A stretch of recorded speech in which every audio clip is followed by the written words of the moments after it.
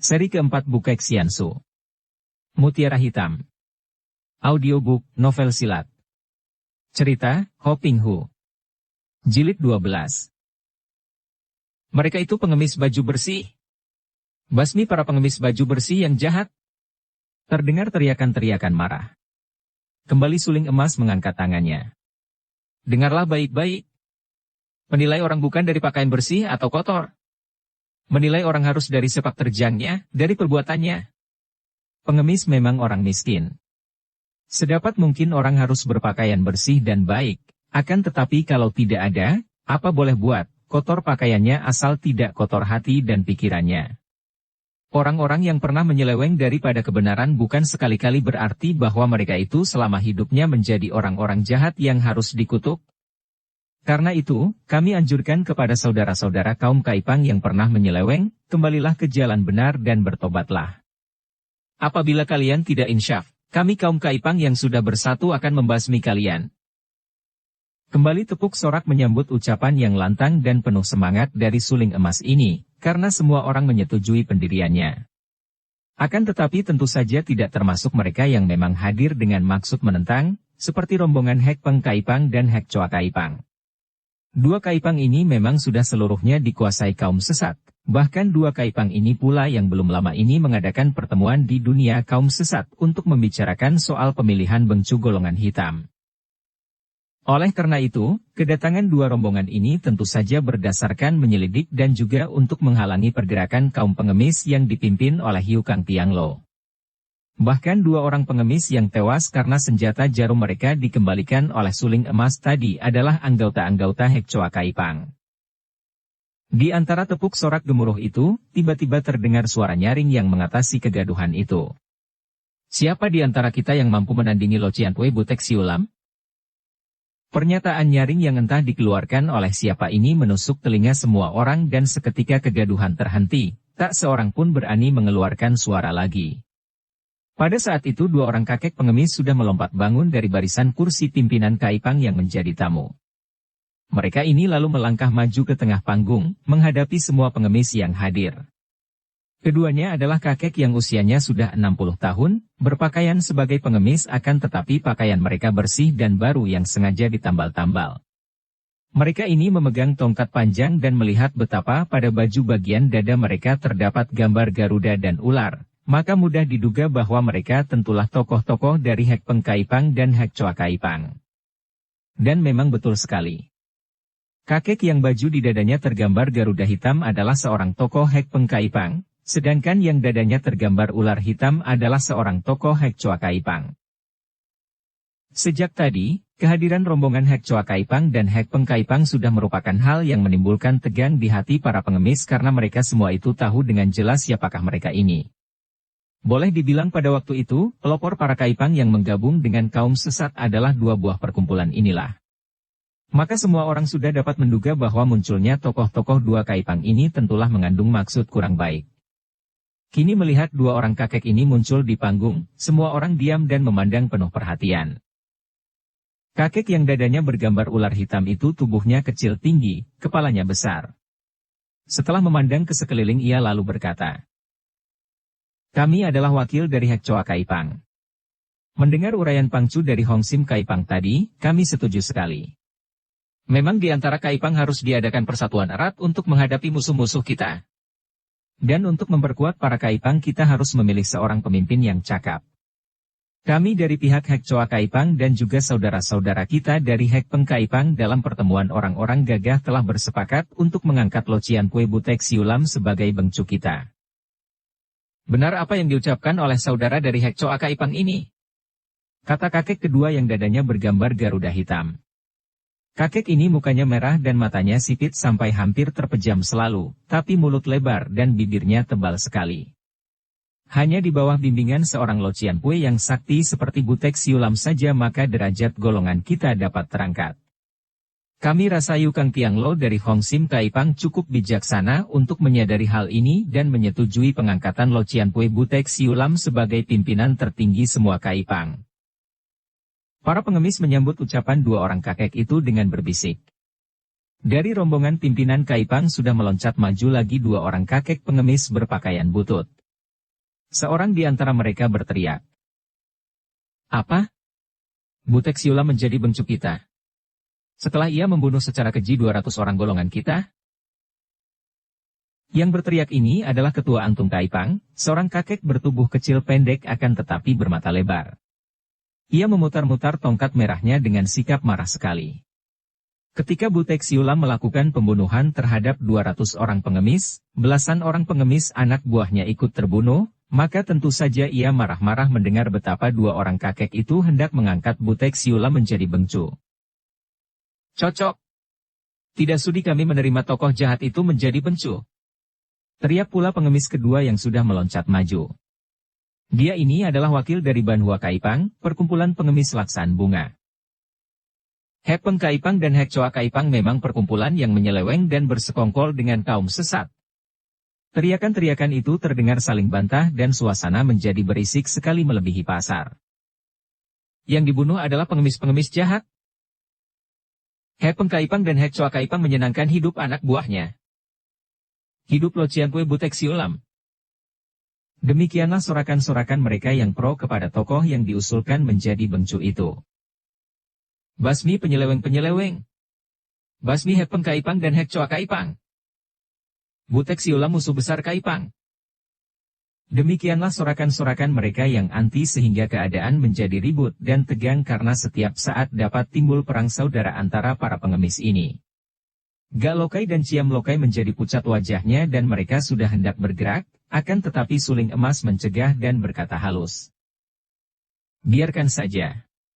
Malah lebih baik. Dengan begini kita dapat melihat siapakah di antara mereka yang menyeleweng. Kalau mereka sudah menyatakan pendapat, baru kita turun tangan melakukan pembersihan. Sementara itu, di atas panggung sudah terjadi perdebatan yang makin lama menjadi saling maki antara 7 orang pimpinan pengemis baju bersih yang dikepalai oleh 2 orang dari Hek Peng Kaipang dan Hek Choa Kaipang, dan pihak lawan mereka adalah 11 orang pimpinan dari Kaipang-Kaipang lain yang rata-rata berpakaian butut. Suling Emas hanya duduk di atas kursi sambil menatap tajam, meneliti mereka yang pro dan mereka yang anti terhadap Butek Siulam. Juga Kuilan dan terutama sekali Usiangki, memandang dengan hati tegang dan tertarik. Diam-diam Usiangki terheran menyaksikan orang aneh yang memalsukan nama ayahnya. Ia masih belum dapat menyelami isi hati orang itu.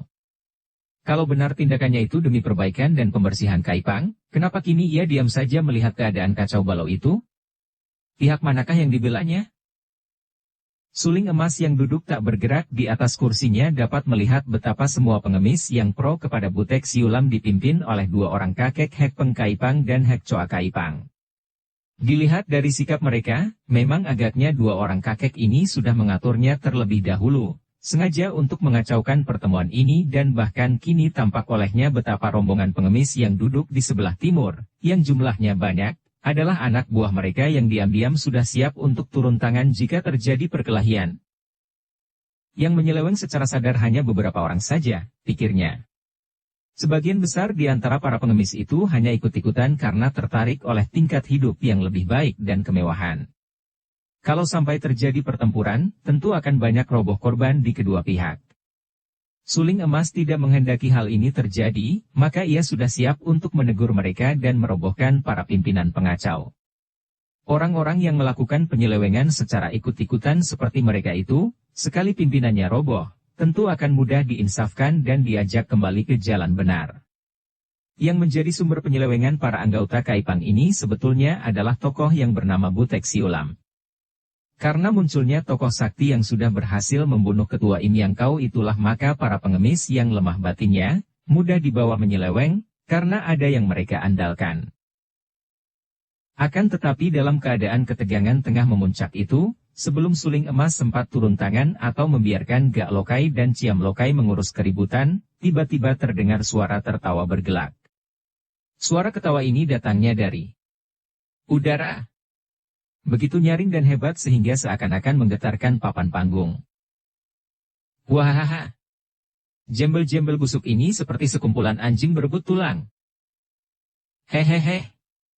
Tidak usah berebut pangkat, kamilah yang akan menjadi raja-raja kalian. Hehe! Wahaha! Benar sekali. Aku ingin menjadi raja pengemis.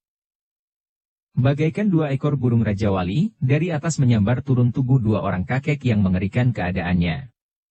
Yang seorang bertubuh kurus bermuka putih seperti orang kehabisan darah, kepalanya botak dan rambutnya jarang seperti sutera tua. Orang kedua bertubuh besar kuat dan mukanya merah sekali, muka yang ditumbuhi rambut sehingga muka itu menyerupai muka singa. Bukan main hebatnya gerakan kedua orang kakek yang sudah amat tua ini.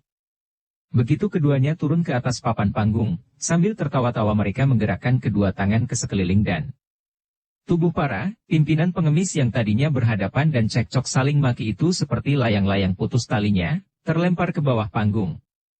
Dan hebatnya, kedua orang kakek itu tidak pilih-pilih orang, siapa saja yang tadi saling maki memenuhi panggung itu mereka lemparkan turun.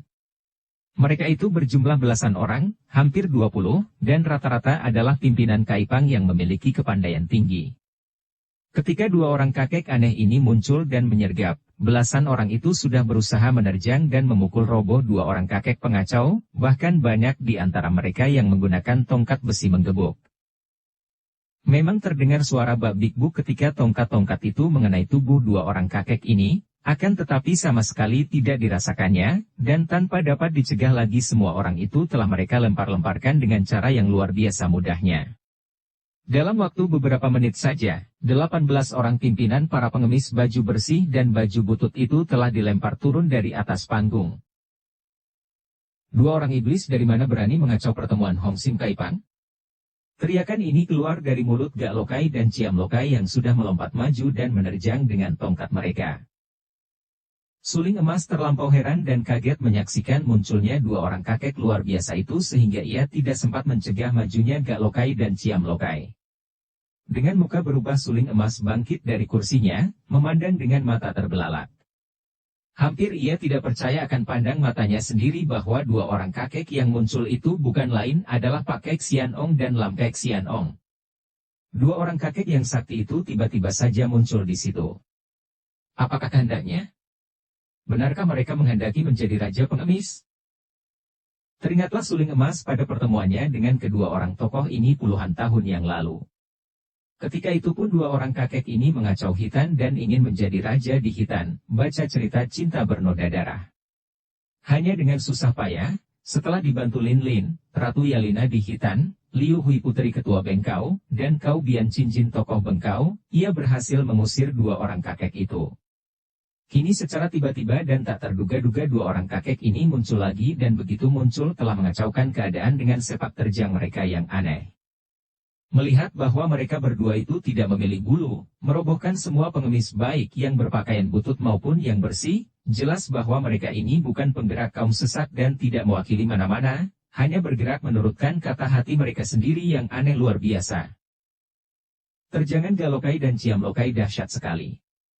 Mereka ini memang merupakan dua orang tokoh Hong Sim Kaipang yang sudah tinggi tingkat ilmu silatnya, apalagi dalam beberapa hari ini mereka telah mendapat petunjuk dari Suling Emas, maka tentu saja terjangan mereka itu amat hebat. Akan tetapi, dengan gerakan yang tenang sekali, dua orang kakek aneh di atas panggung itu menggeser kaki dan terjangan kedua lokai itu hanya mengenai angin belaka. Hahaha. Bagus sekali. Makin banyak muncul tokoh jembel makin baik. Hayo naiklah, keroyoklah kami, hahaha. Seru Lam Kek Sian Ong si muka merah. Bagus sekali, Ang Bin Xiaote, adik muka merah. Baru sekarang kita bisa berkelahi dengan enak. Dua orang kakek itu terkekeh-kekeh dan menghadapi terjangan Gak Lokai dan Ciam Lokai seenaknya saja, dengan tangan kosong. Si kakek muka merah menghadapi Ciam Lokai, sedangkan kakek muka putih menghadapi Gak Lokai. Mereka ini memang merupakan dua orang tokoh yang berwatak luar biasa. Makin tua makin gila dan sejak dahulu mereka amat doyan berkelahi. Tidak ada kesenangan yang lebih menggembirakan hati mereka melebihi perkelahian yang ramai. Melihat terjangan dua orang pengemis bertongkat itu, mereka sudah bergembira karena mengira tentu akan menghadapi lawan tangguh karena mereka pun maklum bahwa di dunia pengemis terdapat banyak orang-orang berilmu tinggi.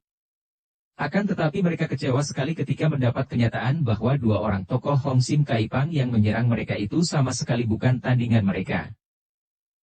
Hohaha, kiranya jembel busuk tidak ada harganya.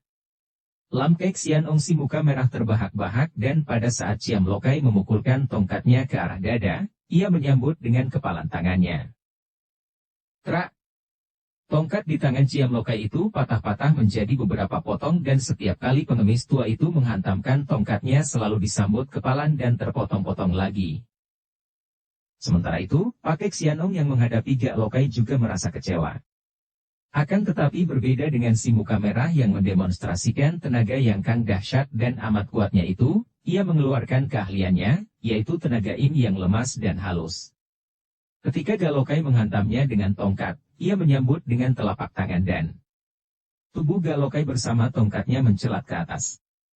Gak Lokai terkejut, namun karena ia pun seorang yang lihai biarpun tubuhnya mencelat ke atas, ia bergerak di udara dan menghantamkan tongkatnya ke arah kepala Pak Kek Sian Ong. Kakek muka putih ini lagi-lagi menyambut dengan telapak tangan dan sekali lagi tubuh Gak Lokai mencelat ke atas. Berkali-kali hal ini terjadi sehingga tubuh Gak Lokai bagaikan sebuah bal yang dipermainkan lawan. Iblis-iblis tua, berani kau mempermainkan Hong Sim Kai Pang. Bentakan halus ini keluar dari mulut Yu Xiangqi.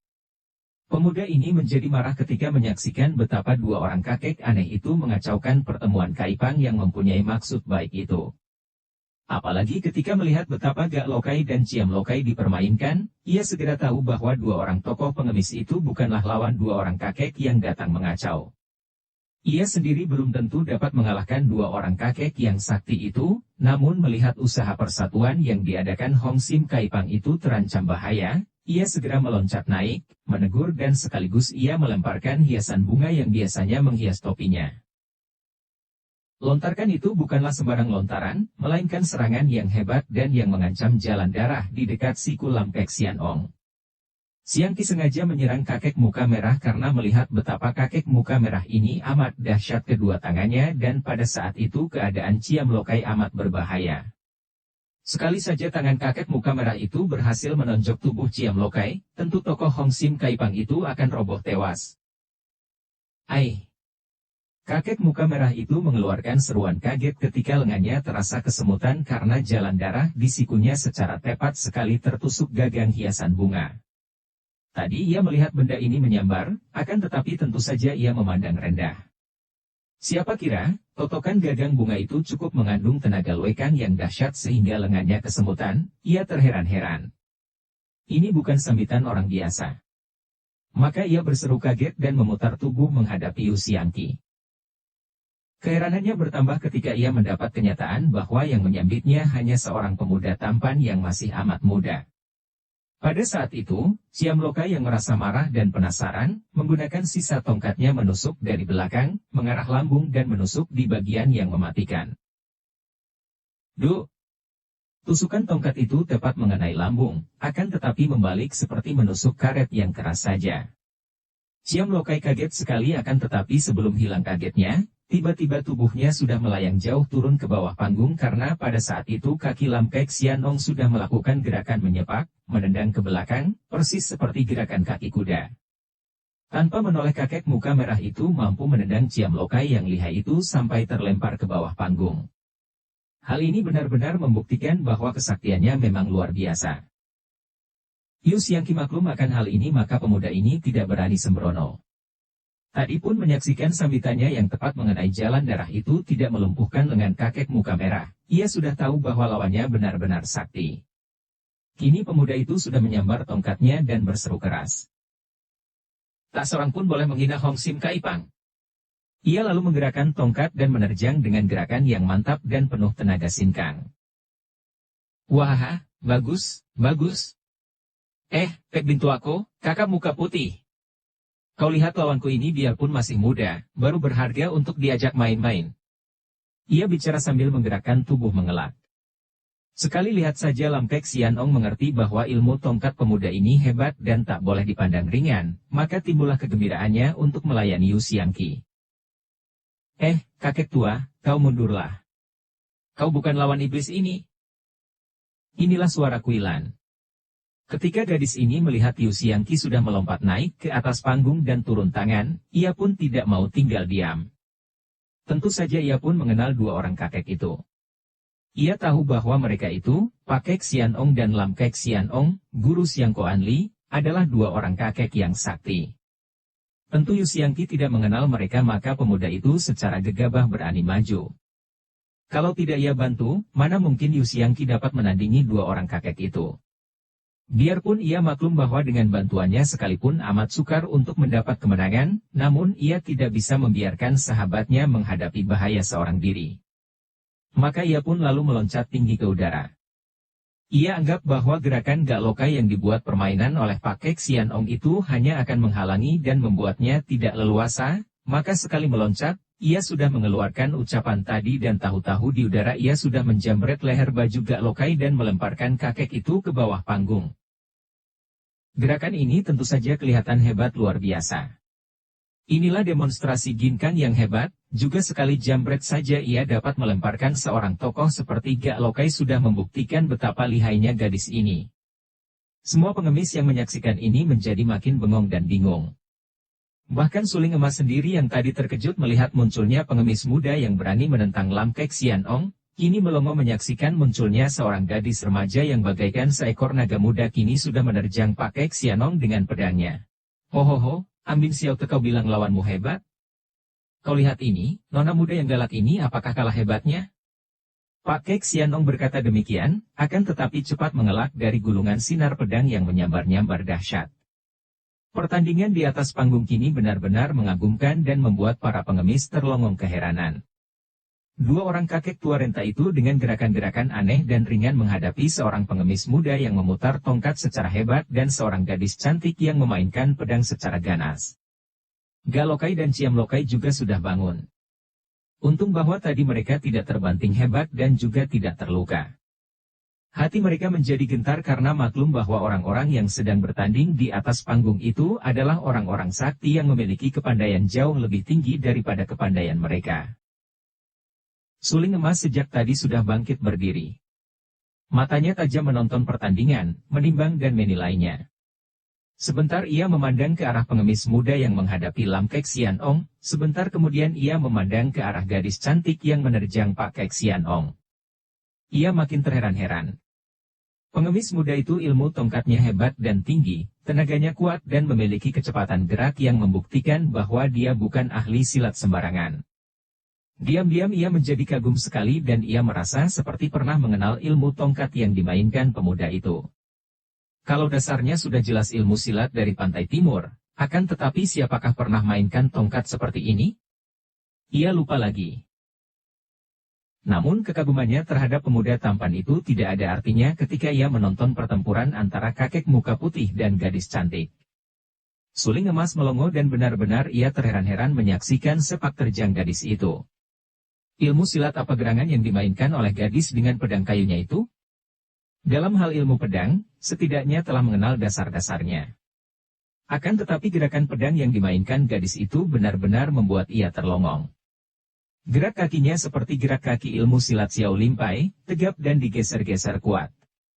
Akan tetapi ketika sambaran pedang diimbangi tendangan kaki, maka tendangan itu bukanlah tendangan ilmu silat Xiao Limpai, lebih mirip tendangan ilmu silat utara Gobipai. Dan gerakan pedang itu, kacau balau antara ilmu pedang Bengkau dan ilmu pedang Kunlun.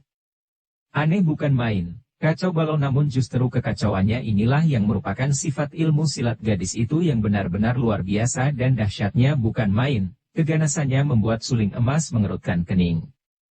Pantas saja Pak Kek Sian Ong berkali-kali mengeluarkan seruan kaget dan kagum, dan agaknya kakek yang doyan berkelahi itu melayaninya dengan sungguh-sungguh sambil memperhatikan ilmu silat gadis itu.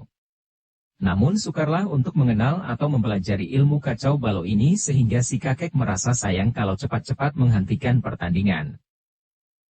Setelah meneliti sejenak tahulah Suling Emas bahwa dua orang muda itu benar-benar bukan orang sembarangan, tentu murid-murid orang pandai yang memiliki kepandaian luar biasa. Juga ia sudah mengenal sifat-sifat dan keampuhan ilmu silat mereka. Ia sudah tahu pula akan sifat Pak Kek Sian Ong.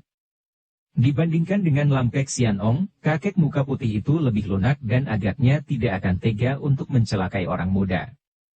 Oleh karena itu, ia lalu meloncat ke dekat Lam Kek Sian Ong dan berkata kepada Yu Xiangqi sambil menangkis sebuah pukulan tangan kiri, "Lam Kek Sian Ong, orang muda, Kau bantulah gadis itu. Biarkan dia yang menyerang, kau memperkuat pertahanan kalian. Duk. Dua lengan yang sama-sama mengandung tenaga sinkang yang dahsyat bertemu. Lam Kek Xianong sejak tadi tidak pernah ditangkis Yu Suangqi karena pemuda yang cerdik itu maklum bahwa ia kalah tenaga, kini melihat ada orang yang berani menangkis, sengaja mengerahkan tenaga Yang Kang yang menjadi keistimewaannya. Akibatnya, pertemuan kedua lengan itu membuat suling emas terhuyung ke belakang, akan tetapi Lam Kek Xianong juga terjengkang dan hampir roboh. Bukan main kaget dan herannya sehingga kakek muka merah mengeluarkan seruan seperti seekor singa yang membuat papan panggung tergetar dan sejenak ia hanya berdiri memandang dengan mata melotot. Sementara itu Yu Xiangqi yang melihat gerakan orang bertopeng yang mengaku ayahnya itu, seketika maklum bahwa orang ini kepandaiannya hebat, maka tanpa ragu-ragu lagi ia menerjang Pak Kek Xianong yang sedang melayani kuilan. Kau seranglah terus, biar aku yang menahannya. Bisiknya kepada kuilan. Pertandingan dilanjutkan dengan hebat dan makin gembiralah hati Pak Kek Xianong. Setelah kini dikeroyok dua barulah ia merasa seimbang dan tidak ragu-ragu lagi untuk mengeluarkan kepandaian. Diam-diam ia kagum kepada pemuda yang tadi menjadi lawan Lam Kek Xianong ini. Bagaimana pemuda ini dapat mengatur sedemikian tepatnya, dengan membagi dua daya tempur mereka? Memang sifat ilmu pedang gadis ini liar dan ganas bukan main. Serangan-serangannya kuat, pendeknya letak kelihayan ilmu pedang ini berada pada daya serangnya. Adapun ilmu tongkat pemuda itu lebih mengutamakan pertahanannya sehingga apabila dipergunakan untuk menjaga diri dan mempertahankan, amatlah tepat. Gembiralah hatinya menghadapi serangan-serangan pedang yang demikian berbahaya dan menghadapi pertahanan seperti benteng baja kuatnya dari tongkat pemuda itu. Di lain pihak, dua orang muda itu juga berbesar hati karena begitu mereka berdua bertanding dengan sikap seperti yang dianjurkan suling emas tadi, ternyata mereka dapat mengimbangi kelihayan kakek muka putih. Sementara itu, pertandingan antara suling emas dan Lam Kek Xianong juga bukan main hebatnya. Setelah beberapa kali hawa pukulan mereka saling bertemu dan membuat keduanya terdorong mundur diam-diam mereka menjadi kaget. Lam Kek Xianong selama dalam hukuman di lereng Luliangsan, bersama Pak Kek Xianong memperdalam ilmu silat mereka dengan maksud menghadapi Bu Kek Xiansu yang sakti. Dapat dimengerti bahwa ilmu kepandaiannya jauh lebih hebat daripada 20 tahun yang lalu ketika ia bertemu dengan suling emas di Hitan. Di zaman itu, hanya beberapa orang saja yang memiliki tingkat kepandaian setinggi Lam Kek Xianong. Akan tetapi mengapa orang bertopeng ini mampu menandinginya? Sama sekali kakek muka merah ini tidak mengira bahwa yang dihadapinya adalah lawan lama, suling emas. Di pihak suling emas sendiri juga terheran-heran karena selama ini pun ia memperhebat kepandaiannya, bahkan ia yakin akan kekuatan sinkang di dalam tubuhnya. Namun ternyata bertemu dengan kakek muka merah ini, ia hanya dapat mengimbangi kekuatannya. Maka ia lalu merubah gerakannya, hendak mencari kemenangan dengan menggunakan ilmu silatnya yang ia yakin lebih murni dan lebih banyak ragamnya daripada ilmu silat Lam Kek Xianong. Ia lalu menggerakkan kedua tangannya, mulai menulis huruf-huruf mulia di udara. Tampaknya saja seperti menulis huruf, pada hakikatnya semua gerakan itu mengandung hawa serangan yang amat dahsyat sehingga terdengar anginnya bersiutan, karena inilah Hong In Bun Hoat, silat huruf angin dan awan. Lam Kek Xianong yang merasa tergetar oleh angin pukulan gerakan tangan lawan, menjadi kaget sekali dan berulang-ulang ia mengeluarkan seruan keras. Pak Kek Xianong yang senang gembira melayani dua orang muda yang mengeroyoknya terheran-heran mendengar seruan kawannya. Seruan-seruan itu menandakan bahwa kawannya kaget dan terheran menemui lawan berat. Tidak sembarang orang dapat membuat Lam Kek Xianong mengeluarkan seruan-seruan seperti itu. Pak Kek Xianong mencari kesempatan, lalu menengok. Alangkah kagetnya ketika ia melihat betapa kawannya terdesak hebat oleh pengemis berkedok yang gerakannya luar biasa sekali. Ia berseru keras dan kedua lengannya lalu ia dorongkan ke depan, ke arah Kuilan dan Yu Xiangqi. Karena kakek ini mengerahkan seluruh tenaga sinkangnya dan sekaligus menyerang mereka berdua, tentu saja Xiangqi tidak dapat menahan dua serangan ini sekaligus dan terpaksa Kuilan menjaga diri dengan memutar pedangnya. Namun hebat sekali angin pukulan yang keluar dari dorongan kedua telapak tangan yang terbuka itu. Betapapun Yu Xiangqi dan Kuilan mempertahankan diri, tetap saja mereka terhuyung-huyung ke belakang sampai 5-6 langkah. Kesempatan yang memang dicari oleh si muka putih itu lalu dipergunakan sepenuhnya. Bagaikan kilat cepatnya, tubuhnya sudah mencelat ke arah suling emas yang sedang berhantam dengan Lam Kek Sian Ong. Gerakan Pak Kek Sian Ong ini luar biasa cepatnya dan tak terduga-duga sama sekali. Memang Pak Kek Sian Ong adalah seorang ahli yang memiliki keistimewaan sebaliknya daripada Lam Kek Sian Ong. Kalau Lam Kek Sian Ong ahli dalam penggunaan tenaga sakti yang ia salurkan menjadi tenaga yang dahsyat, keras dan amat kuat, adalah Pak Kek Sian Ong menyalurkan tenaga saktinya menjadi tenaga yang amat halus dan tidak menimbulkan suara. Akan tetapi kekuatannya tidak kalah oleh kakek muka merah, bahkan melebihinya. Demikian pula ketika ia meloncat, tanpa mengeluarkan suara tahu-tahu lengannya sudah menyelonong ke depan dan jari tangan kirinya mencengkeram kepala didahului oleh jari tangan kanan yang menotok ke arah leher. Kepandaianmu boleh juga. Demikian Pak Kek Sian Ong berseru sebagai tanda serangannya. Suling emas terkejut sekali. Menghadapi seorang di antara dua kakek ini saja, tidak mudah baginya untuk memperoleh kemenangan. Kalau ia dikeroyok, hal ini bukan main beratnya. Cepat sekali ia menendang lengan tangan Lam Kek Sian Ong yang sudah menyerangnya dan pada detik lain tubuhnya sudah mencelat ke atas. Terpaksa ia akan menyambut serangan Pak Kek Sian Ong dari atas itu dengan cara keras melawan keras. Sambil mengerahkan tenaga, ia menangkis totokan pada lehernya dan balas menghantam dada sambil miringkan kepalanya yang dicengkeram. Cepat sekali gebrakan yang terjadi di udara ini. Terdengar suara piak-piak. Dan tubuh Pak Kek Sian Ong terlempar ke belakang dan ketika turun kakek itu terhuyung-huyung dan berseru. Bagus. Di tangannya terdapat sehelai sapu tangan yang tadi menutupi muka suling emas. Suling emas kaget dan cepat ia berjungkir balik membuat salto sampai 5 kali di udara sebelum turun karena ia khawatir akan penyerangan Lam Kek Sian Ong yang tentu akan hebat sekali karena posisi dirinya tidak menguntungkan. Akan tetapi ketika kedua kakinya turun di atas papan, ia melihat betapa dua orang kakek itu hanya berdiri dan memandangnya dengan mata terbelalak. Suling emas. Dua orang kakek itu berseru heran. Sungguh tak mereka sangka bahwa mereka akan berhadapan dengan suling emas di situ. Saking heran, sejenak mereka tak dapat bicara. Tadinya Pak Kek Sian Ong yang gagal dalam serangannya dan hanya berhasil merenggut sapu tangan penutup muka akan tetapi ia sendiri menerima pukulan di pundak yang membuat bagian tubuh itu terasa ngilu, merasa penasaran sekali. Kini, setelah mendapat kenyataan bahwa lawan yang amat tangguh itu adalah suling emas, penasarannya hilang, terganti rasa heran. Bukan hanya kedua orang kakek tua renta ini yang terkejut dan terheran melihat suling emas, juga semua orang yang berada di situ. Bermacam perasaan teraduk dalam hati mereka. Ada yang merasa kagum dan girang karena maklum bahwa pendekar sakti yang dicinta kawan ditakuti lawan ini adalah seorang pendekar yang sejak dahulu bersahabat dengan kaum Kaipang. Ada pula yang marah dan benci karena memang sejak dahulu mengandung hati dendam kepada suling emas. Karena suling emas adalah putra tunggal iblis betina Tok Siau Kui Liulu. Sian, baca cerita suling emas, yang melakukan banyak kejahatan sehingga banyak orang Kang Ou mendendam kepadanya. Yang paling gentar adalah kaum sesat yang menyelundup menjadi anggota Kaipang. Mereka maklum bahwa bukan saatnya bagi mereka untuk menentang kaum pengemis baju butut setelah suling emas berada di situ. Diam-diam para pengemis Hek Peng Kaipang dan Hek Choa Kaipang segera pergi dari situ untuk menyelamatkan diri dan hendak melaporkan peristiwa ini kepada junjungan mereka, yaitu Butek Siulam. Sementara itu suling emas yang sudah terbuka rahasianya, menarik napas panjang 3 kali, memandang ke sekeliling kemudian mengeluarkan sebatang suling dari balik jubahnya. Sambil melintangkan suling emasnya di depan dada, ia menatap dua orang kakek itu sambil berkata. Baiklah, Jiwi Sian Ong berdua.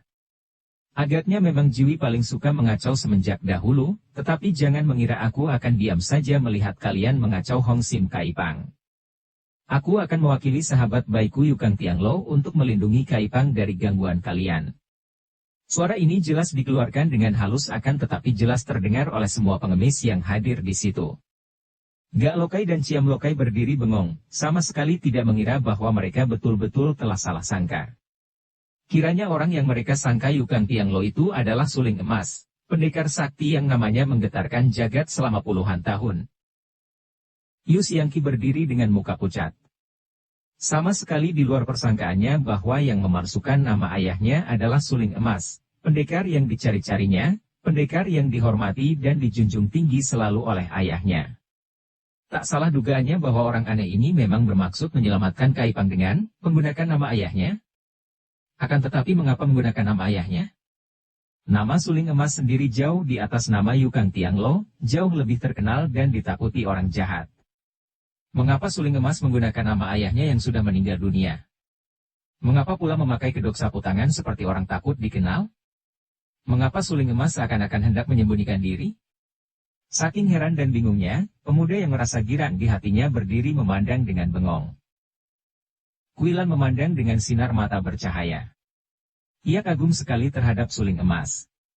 Kagum menyaksikan sepak terjangnya ketika menghadapi dua orang kakek yang sakti itu, dan terutama kagum sekali setelah kini sapu tangan itu terbuka. Wajah laki-laki yang amat gagah dan entah bagaimana, jantungnya berdebar dan ia merasa tertarik sekali. Kini ia tidak akan sesalkan ibu kandungnya andai kata ibu kandungnya itu mencinta laki-laki ini. Makin besar keinginan hatinya untuk bicara dengan suling emas, untuk bertanya kepada pendekar ini tentang Ratu Yalina di Hitan. Pada saat itu ia melihat suling emas sudah mencabut sulingnya, melihat pula betapa dua orang kakek itu sambil tertawa-tawa girang sudah mencabut pedang mereka, si kakek muka putih mencabut pedang putih sedangkan kakek muka merah mencabut pedang merah. Ia maklum betapa lihainya dua orang kakek itu maka timbullah kekhawatiran di hatinya.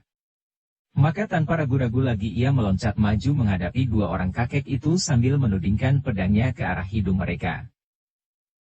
Kalian ini dua orang tua bangka benar-benar tak tahu malu.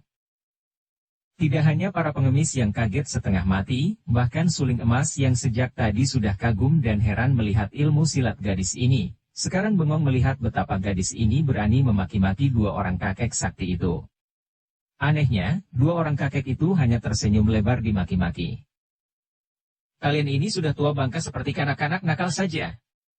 Lupa lagikah kalian betapa secara pengecut kalian memukul Bukek Xiansu? Lupa lagikah kalian betapa kalian menangis dan menyesali perbuatan, betapa kalian bersumpah akan mentaati pesan beliau sampai mati? Apakah yang dipesan oleh Bukek Xiansu? Pak Kek Xianong hanya meringis dan menundukkan muka, akan tetapi, Lam Kek Xianong dengan melotot lalu membentak, bocah kurang ajar. Siapa bilang kami lupa akan pesan Bukek Xiansu? Sepasang mata yang jeli itu bersinar-sinar tajam, bibir yang merah itu tersenyum mengejek, pedang kayu di tangan masih menuding ke arah hidung Lam Kek Xianong, ketika gadis itu berkata nyaring. Tidak lupa mungkin sekali, akan tetapi melanggar sudah jelas. Apa kau kira aku lupakan pesan itu? Masih terbayang di depan mataku bagaimana kakek suci itu mengatakannya kepada kalian. Gadis itu dengan gerakan lincah lalu duduk bersila di atas papan dan berkata lagi, dia bersila seperti ini, hanya bedanya, setelah menerima pukulan curang dan pengecut kalian, dari mata, hidung, mulut dan telinganya mengalir darah segar. Kemudian ia berkata begini. Kuilan duduk bersila setengah memejamkan mata dan meniru lagak dan suara Bukek Xiansu sedapatnya. Anak-anak yang baik. Tidak ada pengorbanan apa-apa. Yang keras kalah oleh yang lunak, itu sudah sewajarnya. Yang lenyap diganti oleh yang muncul, yang mati diganti oleh yang lahir. Apa bedanya? Paling penting, mengenal diri sendiri termasuk kelemahan-kelemahan dan kebodohan-kebodohannya, sadar insyaf dan kembali ke jalan benar. Yang lain-lain tidakkah penting lagi? Selamat berpisah. Kuilan meloncat bangun dan kembali menudingkan ujung pedangnya ke arah hidung dua orang kakek itu berganti-ganti. Nah, betul tidakkah demikian? Memang betul. Nah, bagaimana kau bilang kami melanggarnya? Kami memang sudah sadar dan insyaf. Bantah Pak Kek Xianong. Wah, kalian tebal muka benar-benar. Kalian datang mengacau di sini masih bilang sadar dan insyaf. Bukankah perbuatan kalian hari ini merupakan pelanggaran sumpah itu?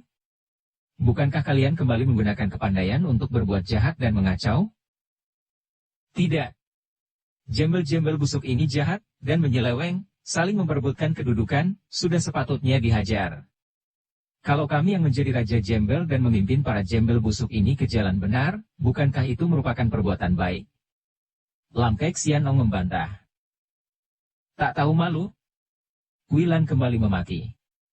Yu Xiangqi ini adalah putra Yukang Tianglo dan suling emas itu adalah sahabat baik mendiang Yukang Tianglo. Dengan cara masing-masing, mereka hendak menyelamatkan Hong Sim Kaipang dari penyelundupan orang-orang sesat. Kalau kalian membantu mereka dan membasmi kaum sesat, itu barulah benar namanya. Akan tetapi kalian memusuhi orang-orang gagah Hong Sim Kaipang, bukankah itu berarti kalian lebih sesat daripada kaum sesat?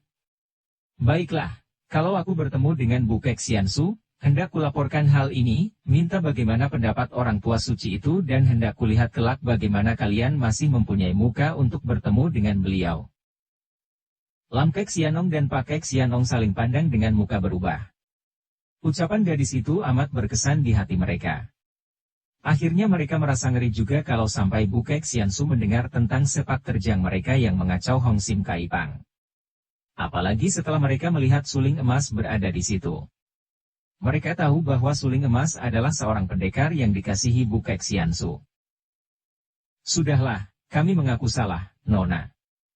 Jangan kau bilang apa-apa kepada Bu Kek Xiansu orang tua itu. Akan tetapi kesalahan kami tidak sengaja. Kami memang tidak tahu akan urusan kaum jembel ini. Nah mana sekarang golongan jembel sesat? Biar merasa kerasnya kepalan kami. Kata Lam Kek Xianong. Dasar kalian, tua bangka bodoh. Sudah jelas yang menyeleweng adalah Hek Peng Kaipang dan Hek Choa Kaipang. Mereka ini sudah pergi jauh, andai kata kalian mengejar juga, kalau kalian nanti bertemu dengan datuk mereka yang bernama Butek Siulam, kalian tentu akan lari terbirit-birit ketakutan. Heh, kau lihat saja. Bentak Pak Kek Xianong marah. Hayo, Ang Bin Xiaote, kita kejar mereka. Dua orang kakek itu lalu meloncat turun dari panggung dan secepat terbang, mereka pergi. Dari jauh terdengar suara Lam Kek Xianong. Suling emas, lain kali kami akan mencarimu untuk menentukan siapa di antara kita yang lebih unggul. Suling emas hanya tersenyum pahit dan tidak menjawab.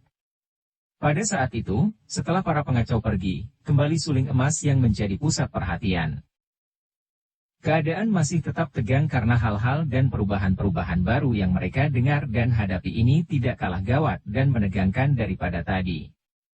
Orang yang mereka anggap Yu Kang Tianglo tadi ternyata bukan Yu Kang Tianglo. Ini sudah hebat, akan tetapi lebih hebat lagi, orang itu ternyata suling emas.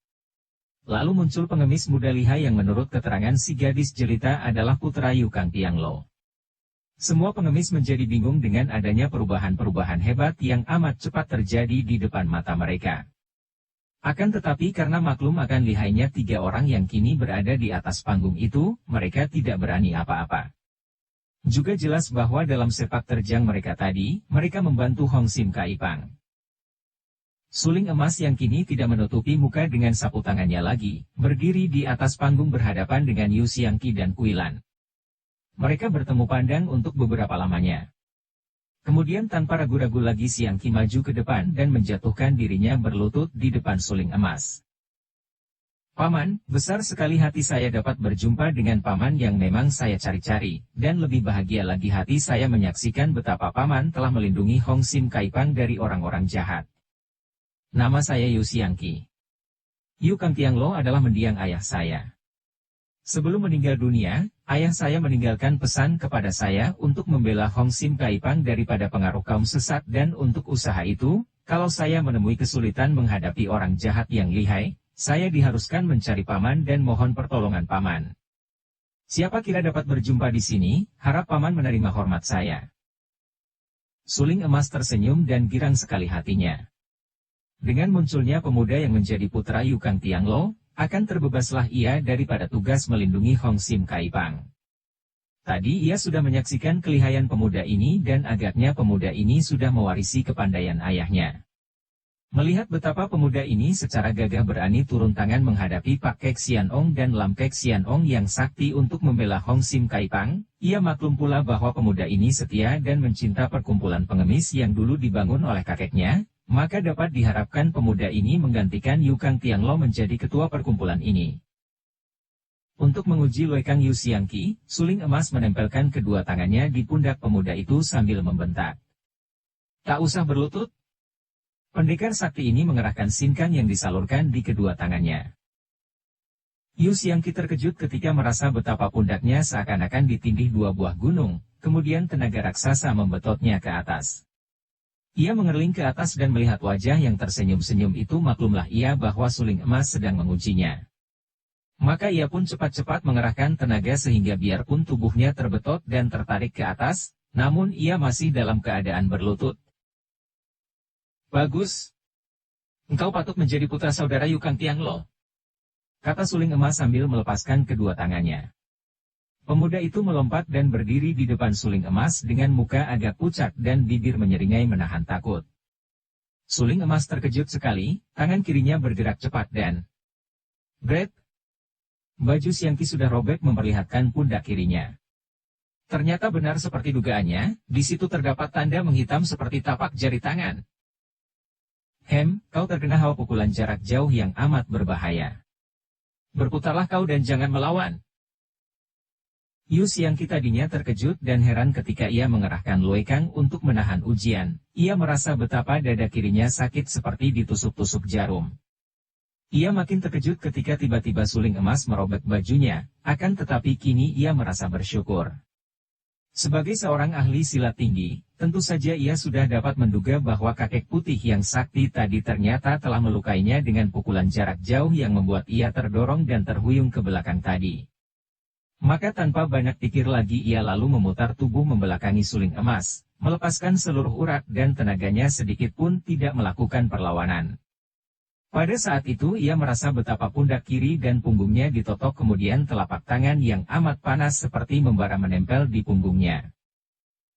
Sekarang bernapaslah panjang-panjang dan rasakan apakah masih sakit. Yu Xiangqi menarik napas panjang, hatinya girang sekali karena dada kirinya sudah tidak sakit lagi.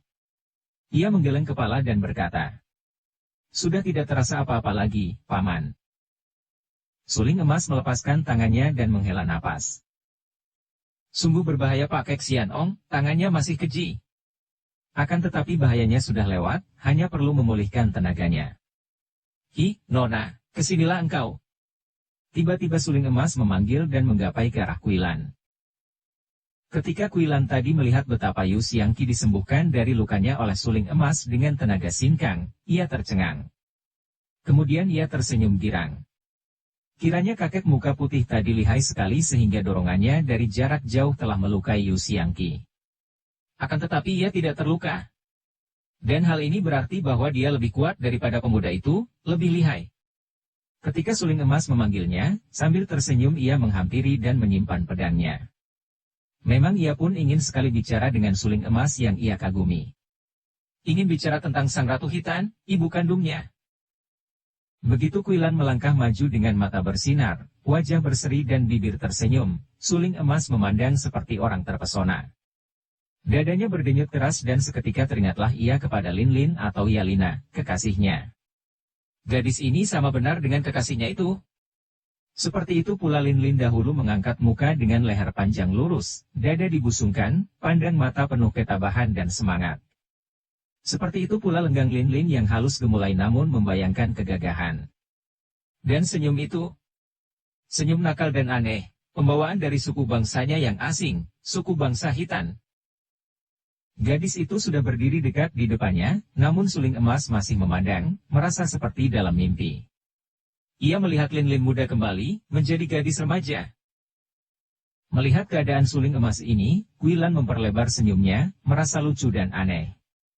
Dilihat sikapnya, pendekar sakti yang berjuluk suling emas ini tiada ubahnya dengan laki-laki biasa, yang selalu memandangnya dengan sikap tertarik seperti itu. Akan tetapi sinar matanya lain daripada laki-laki yang lain. Sinar mata yang terpancar keluar dari sepasang mata yang sayu sedih itu, tidak mengandung nafsu seperti pada laki-laki lain, melainkan penuh pertanyaan dan keheranan, bukan kekaguman dan bukan pula gairah. Jadi engkau inikah orangnya yang berjuluk suling emas? Sudah banyak kudengar tentang dirimu dari Yu Xiangqi. Memang aku ingin sekali jumpa denganmu, banyak hal yang hendak kutanyakan. Suling emas, di manakah kita dapat bicara dengan enak dan leluasa? Kuharap engkau tidak akan merasa keberatan. Engkau anak siapa? Siapa ibumu? Pertanyaan ini keluar dari mulut suling emas secara otomatis seperti di luar kesadarannya dan terdengar keras seperti bentakan sehingga semua orang yang mendengar mengira bahwa pendekar itu menjadi marah-marah. Kuilan tersentak kaget, keningnya berkerut, matanya memandang tajam. Apa maksud pendekar ini? Mengapa begitu jumpa? Terus saja bertanya siapa ibunya. Wilan adalah seorang gadis yang amat cerdik. Pertanyaan yang membingungkan semua orang ini sudah dapat diduga maksudnya dalam sekejap mata oleh Wilan. Ia sudah mendengar bahwa orang ini, Suling Emas adalah kakak angkat Ratu Yalina, dan mungkin sekali, kalau tidak hisapan jempol belaka percakapan antara kaum sesat, di antara kakak dan adik angkat ini terjalin kasih sayang. Kalau betul demikian, agaknya kini Suling Emas terkejut melihat dia dan tentu saja hanya satu hal yang menyebabkannya, yaitu bahwa dia tentu mirip dengan ibunya di waktu masih muda. Ia tidak meragukan keterangan bibi dan gurunya, bahwa ibu kandungnya adalah Ratu Yalina. Kau tanya namaku? Seperti engkau, namaku hanya nama julukan. Mutiara Hitam. Tentang ibuku. Aku sendiri tidak tahu. Mendengar jawaban ini, Suling Emas baru sadar betapa tidak pantasnya pertanyaannya tadi. Wajahnya menjadi merah sekali dan ia cepat berkata, Nona, kau bukalah baju bagian dadamu. Kini wajah Wilan yang menjadi merah sekali, merah karena marah. Sepasang matanya memancarkan kemarahan, sinarnya menyambar wajah Suling Emas dan tangan kanannya bertolak pinggang, telunjuk kiri menuding ke arah hidung Suling Emas sambil mulutnya membentak. Apakah kau kira setelah kau bernama Suling Emas dan terkenal sebagai pendekar besar yang sakti, boleh saja engkau menghina seorang seperti aku? Cih, manusia kurang ajar tak tahu malu. Setelah berkata demikian, ia membanting kakinya dengan gemas kemudian sekali bergerak, tubuhnya sudah melayang turun dari atas panggung. Wilan. Wilan, kembalilah. Engkau hendak kemana? Yu Xiangqi berseru memanggil. Wilan tidak menoleh, hanya menjawab dengan suara menyatakan kekesalan hatinya. Aku pergi, uruslah dunia pengemismu, sampai jumpa. Wilan. Yu Xiang masih berusaha menahan. Percuma, gadis seperti dia itu tak mungkin mau dicegah kehendaknya. Suling Emas berkata lirih dan berkali-kali pendekar ini menarik napas panjang dan berkata. Aneh. Benar aneh, di dalam hatinya ia benar-benar makin heran menyaksikan sikap gadis pemarah itu yang sama dengan watak Lin Lin. Kemudian ia bertanya kepada Yu Xiangqi, Wilan namanya? Mutiara Hitam? Dari manakah datangnya? Ilmunya hebat. Entahlah, Paman. Saya bertemu di tengah jalan, dia sebatang kara namanya Wilan dan Shinyakam. Heh. Suling Emas benar-benar terkejut, memandang wajah tampan itu dengan mata penuh selidik. Benar, Paman. Ketika pertama kali mendengar saya pun terkejut dan melihat kelihayannya, saya mengira dia mempunyai hubungan keluarga dengan Paman. Akan tetapi ternyata bukan dia. Dia bahkan tidak tahu siapa orang tuanya. Kiranya, semenjak bayi dia dirawat gurunya yang ia sebut-sebut Bibi Xian. Suling Emas berdiri tegak seperti arca. Penuturan singkat tentang gadis itu membuat pikirannya melayang-layang dan mengenangkan masa lalu. Bibi Xian? Kalau gadis yang sama benar wajah dan wataknya dengan Lin Lin itu putri Lin Lin, memang dia mempunyai seorang Bibi Xian, yaitu Kam Xian Eng.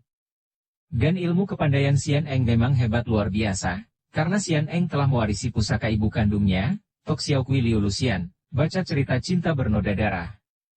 Benarkah sangkanya ini? Akan tetapi, mana mungkin Lin Lin mempunyai putri? Ia hanya mendengar bahwa sampai kini, Lin Lin yang kini menjadi Ratu Yalina di Khitan, tidak pernah menikah dan hanya mempunyai seorang putra angkat, yaitu anak panglimanya sendiri yang setia, Kayabu.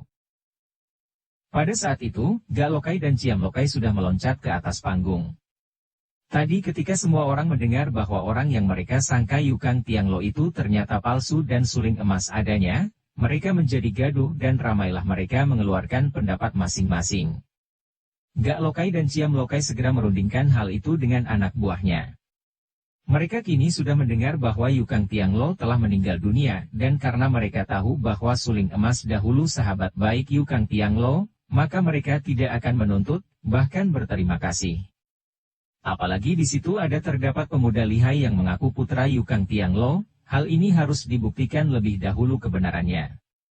Setelah mendapat persetujuan rekan-rekan mereka, dua orang kakek pengemis itu lalu melompat ke atas panggung. Langsung mereka berdua menghadapi suling emas dan memberi hormat. Kiranya Taihiap, pendekar besar, yang semenjak dahulu telah menjadi sahabat baik para Kaipang. Harap Taihiap sudi memaafkan kesalahan kami yang menyangka Taihiap Yukang Tianglo. Kata Gak Lokai. Suling emas balas menjura dan menarik napas panjang. Sama-sama salah, Lokai. Aku pun bersalah, telah berani mengaku sebagai Yukang Tianglo. Syukurlah kalian semua percaya bahwa perbuatanku ini sama sekali bukan untuk merampas kedudukan, melainkan untuk mewakili sahabatku itu membersihkan Hong Sim Kaipang. Sekarang rahasiaku telah terbuka, dan kebetulan sekali muncul putra Yukang Tianglo ini yang bernama Yu Xiangqi. Melihat kepandaiannya, kiranya tidak ada orang lain yang tepat untuk memimpin Hong Sim Kaipang dan bersama Kaipang-Kaipang lain bersatu menghadapi ancaman kaum sesat. Ucapan Taihiap tepat sekali dan kami bergembira bertemu dengan putra Yukang Kaipang Chu, sungguh pun merasa sedih mendengar berita kematiannya. Akan tetapi, Taihiap, siapakah berani tanggung bahwa orang muda ini benar-benar putra Yukang Tianglo yang sudah puluhan tahun tiada berita? Kata Ciam Lokai. Pendapat rekan Ciam Lokai benar. Kalau yang memalsukan nama Yukang Tianglo itu Taihiap, hal ini masih tidak ada buruknya, bahkan lebih baik mengingat bahwa Taihiap seorang pendekar sakti yang selalu membela kaum lemah.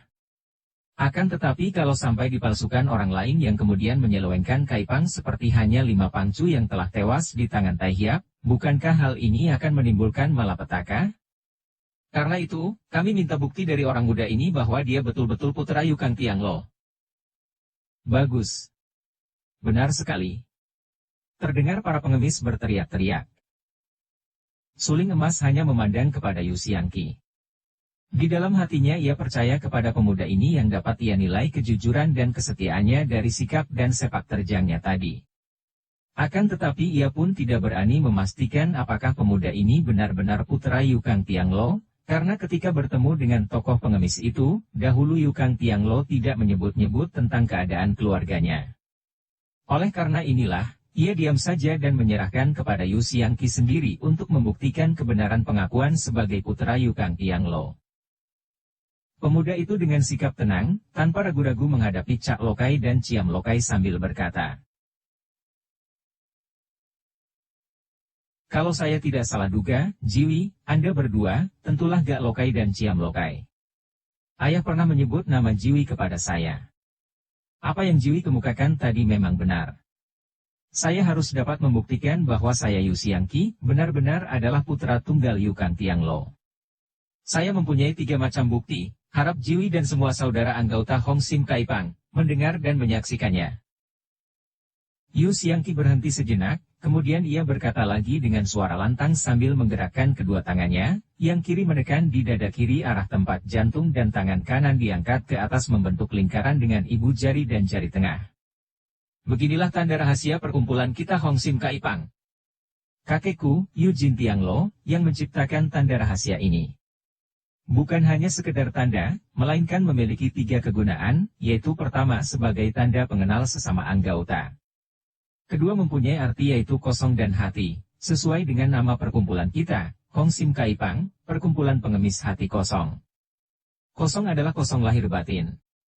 Lahirnya kosong dan miskin tidak memiliki apa-apa, dalamnya juga kosong dan polos tidak mempunyai watak dan pikiran kotor. Adapun hati dimaksudkan bahwa setiap anggota harus memiliki hati yang bersih dan penuh kesetiaan terhadap perkumpulan.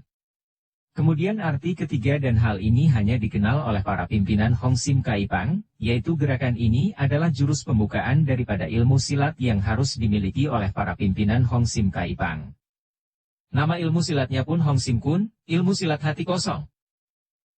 Mendengar ini, berisiklah semua pengemis dan semua terheran-heran. Yang sudah tahu jelas akan arti tanda rahasia mereka itu, mengangguk-angguk membenarkan, yang belum tahu kini menjadi tahu dan tercengang, tidak mengira bahwa tanda rahasia itu mempunyai arti yang begitu luas. Bersambung ke jilid 13. Dukung kami dengan subscribe, follow, like, komen dan share. Terima kasih.